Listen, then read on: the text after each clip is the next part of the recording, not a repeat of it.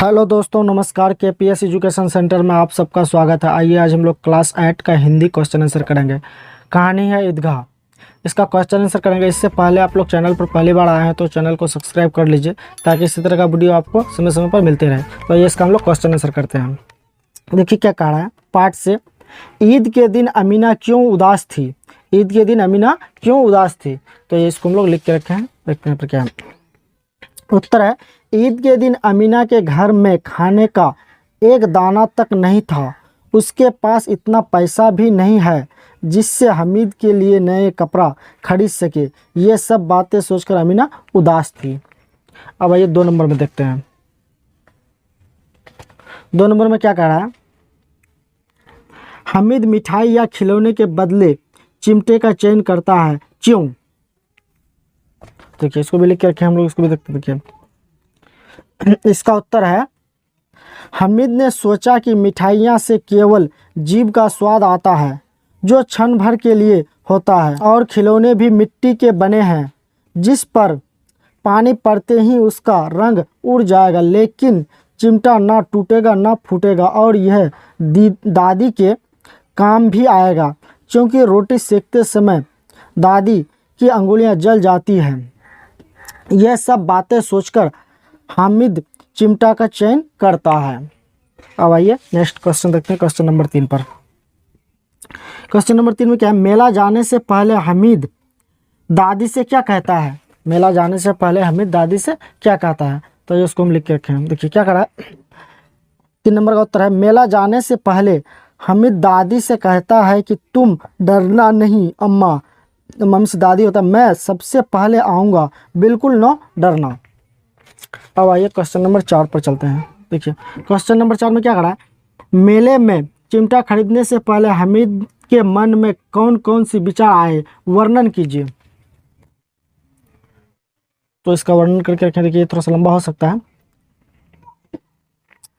कह रहा है, मेले में चिमटा खरीदने से पहले हमीद का मन एक वयस्क की विचार करने लगा। खिलौने तो सभी अच्छे हैं लेकिन किसे ले, सभी 2-2 पैसे के हैं। इतनी महंगी खिलौना लेकर वह क्या करेगा? यदि उस पर पानी पड़ा तो उसका रंग धुल जाएगा, हाथ से छूटा तो फूट जाएगा। जब लोहे की दुकान पर जाता है तो उसका मन विचरने लगता है कि दादी के चिमटा नहीं है। रोटी सेकते समय उसकी अंगुलियां जल जाती है। अगर चिमटा लेकर दादी के पास जाएंगे तो बहुत खुशी होगी और कभी उनकी अंगुलियां भी नहीं जलेगी। अम्मा हजारों दुआएं देगी। इन लोगों के खिलौने पर कौन दुआएं देगा? बड़ों की दुआएं सीधे अल्लाह के दरबार में पहुंचती है और तुरंत सुनी जाती है। अब आइए क्वेश्चन नंबर 5 में। क्वेश्चन नंबर 5 में क्या कह रहा है। देखिए हमीद ने चिमटे को किन किन रूपों में उपयोग करने की बात कही है? तो देखिए इसका आंसर है 5 नंबर का उत्तर, हमीद बोला क्यों नहीं, अभी कंधे पर रखा तो बंदूक हो गई, हाथ में लिया फकीरों का चिमटा हो गया, चाहो तो मजीरे का काम ले सकता हूँ, एक चिमटा जमा दूँ तो तुम सबके सारे खिलौने की जान निकल जाए। तो नंबर 6 में कह रहा है, ईदगाह कहानी आपको कैसी लगती है, इसकी मुख्य विशेषताएं बताइए। तो देखिए ईदगाह कहानी हमें बहुत अच्छी लगती है। इसकी विशेषताएं निम्नलिखित है। यह कहानी मनोवैज्ञानिक पर आधारित है।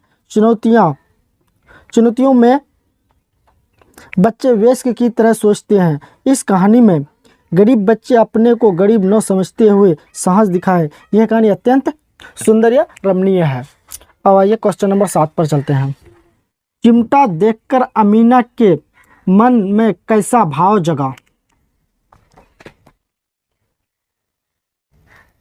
तो इसका आंसर है, चिमटा देखकर अमीना के मन 2 तरह के भाव जगे जो इस प्रकार हैं।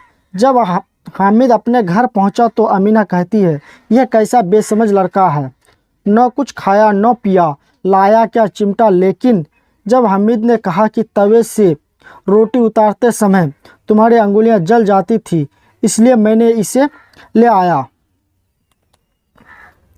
उसका दूसरा है, बच्चों में कितना त्याग, कितना सद्भाव और कितना विवेक है। दूसरों को खिलौने लेते और मिठाई खाते देखकर कितना ललचाया होगा मन। इतना जब्त इससे हुआ कैसे। वहाँ भी इसे अपनी बुढ़िया दादी की याद बनी रही। इस प्रकार अमीना के मन में भाव जग रहे थे।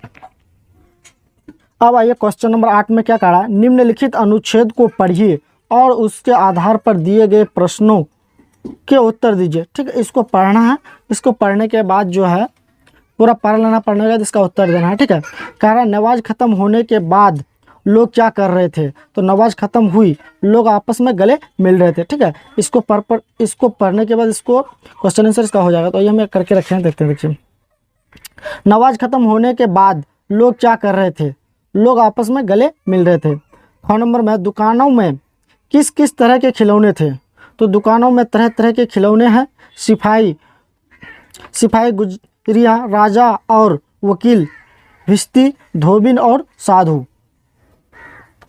अब कह रहा है ग नंबर में, वह खिलौने किस चीज़ के बने थे, तो खिलौने मिट्टी के बने थे।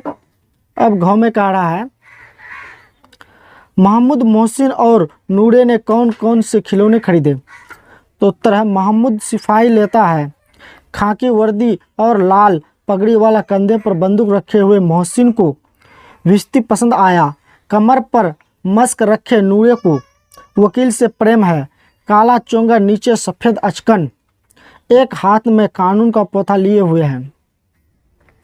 अब देखिए अंगों नंबर में क्या कहा, परिच्छेद में सिपाही, भिश्ती और वकील के हुलिये का वर्णन किया गया है। इसी प्रकार आप राजा और साधु के हुलिये का वर्णन कीजिए। तो देखिए हम कुछ करके रखें इसमें। राजा अनेक रंग के पोशाक पहने, सिर पर मुकुट धारण किए और तलवार लटकाए हुए रहता है। साधु बड़ी बड़ी दाढ़ी, मूछे, जनेऊ पहने, हाथ में कमंडल लटकाए और लालट चंदन लगाए रहते हैं। अब आइए ज नंबर में, अनुच्छेद में आए विशेषण शब्द को छांट कर लिखिए। तो इस पार्ट में जो है विशेषण है उसको हम छांट कर लिखे हैं, और भी होगा और भी आप लोग लिख सकते हैं। इस पार्ट में आए कुछ विशेषण निम्नलिखित हैं, जैसे बुढ़िया, दुबला, पतला, पक्का, शान, कितना, बड़ा, काला इत्यादि, है ना। अब आइए वर्दी और पोथा के समानार्थी लिखिए। समानार्थी लिखिए। देखिए वर्दी का क्या होता है, पोशाक होता है, अनावरण भी होता है। पोथा का बड़ी पुस्तक या व्यंग या विनोद या किताब भी लिख सकते हैं। ठीक है, तो आई होप आप लोगों को अच्छी तरह से समझ में आया होगा। चैनल पर पहली बार आए हैं तो चैनल को लाइक सब्सक्राइब जरूर कीजिए।